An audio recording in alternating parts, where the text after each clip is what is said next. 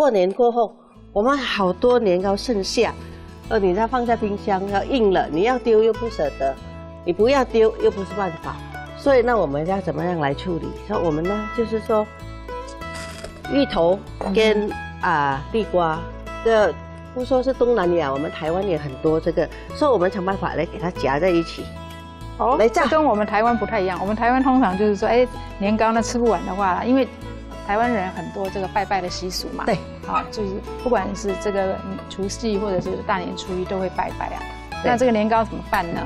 我们通常就是裹这个酥脆粉，然后拿去炸，我们觉得超好吃的。哎，我们来看看潮州人到底他们怎么样处理这个另外这个吃不完的这个甜年糕哦。好，这个年糕也是我自己做的。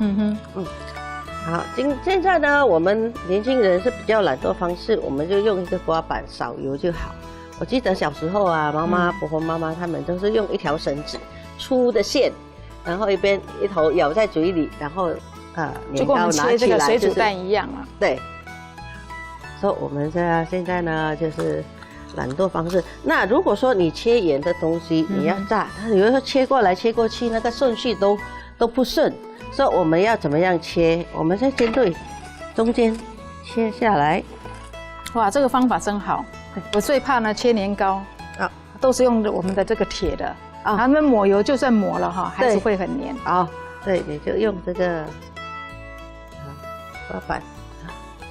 这个年糕真的是很黏，所以啊，以前就是说用来粘那个什么厨房那个绳子叫什么名？就12月24，他就回去天堂报告，把我们灶君吗？是不是灶君？我忘了我也不知道很。就是管厨房的厨神啦。对，不是我们现在一般讲的厨神是天上派来其实厨房也有厨神，对不对？对。我知道到我们一般比较传统的这个所谓的新年的时候呢，我们都会写很多的春联啦，对，什么6畜兴旺啦，还有一些放在门口的对联啦、横联啦，很多。那也有在这个厨房也要贴一个那个灶君的那个像平安符一样。对。其实现在过年的气氛呢，已经越来越少了哦。好，接下来呢？好，这个先放一边。那我们要来打它的面糊。好，我们来做这个面糊，来沾这个3色年糕夹的，基本上就是面粉，加一点水，加一点盐巴，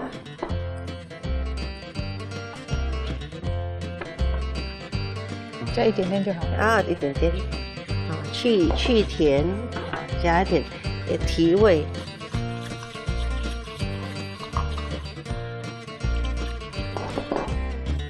像一般他们说我们炸这个年糕的这个面糊里面，如果加一点点的泡打粉，就是说，那个吃起来会更酥脆对。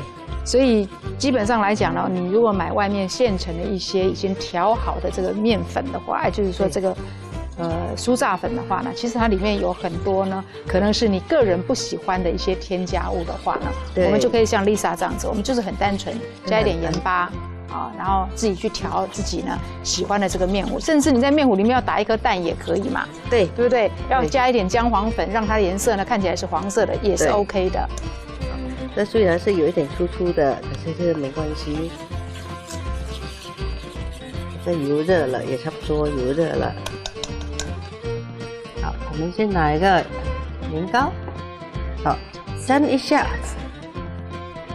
沾一点点的粉。它会粘固，这地瓜，对，好，这个就功夫啦。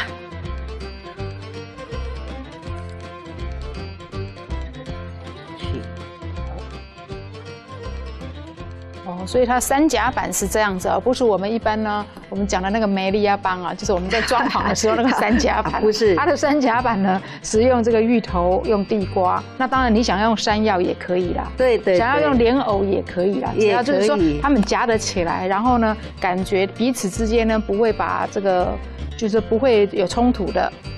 你只要喜欢你就把它夹在一起，但是那个厚度也不要太厚不好夹，而且也不容易熟所以尽量呢，我们属性差不多的，像地瓜跟芋头对，虽然地瓜的水分多一点，芋头水分少一点，不过呢，把它们变成一个像蔬菜，炸蔬菜的话呢，其实一般来讲都不会呢，就说彼此之间呢，它一个熟成会差很多。对。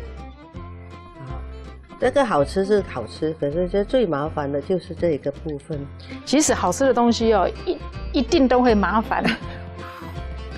太简单的东西就不好吃了。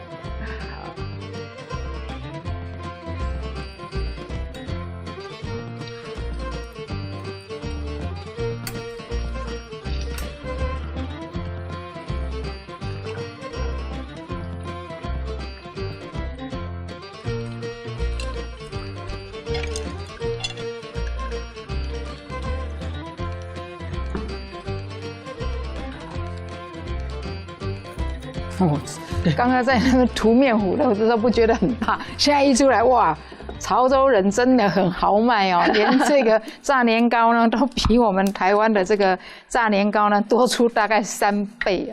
对，好，这个呢就是我们很特殊的哦，潮州人吃的这个炸年糕，他们的炸年糕是夹着芋头，对，也夹着呢这个地瓜哈。其实我相信可能也有他们的这个养生的那个吧，因为糯米吃一大块的话呢，很容易胀气嘛，也不消化。那这个地瓜呢，有膳食纤维，有，所以我自己个人啊，想应该他们是这样子的一个想法，才会把这2样东西呢，这2个这么多膳食纤维的呢，跟我们这个糯米呢结合在一起。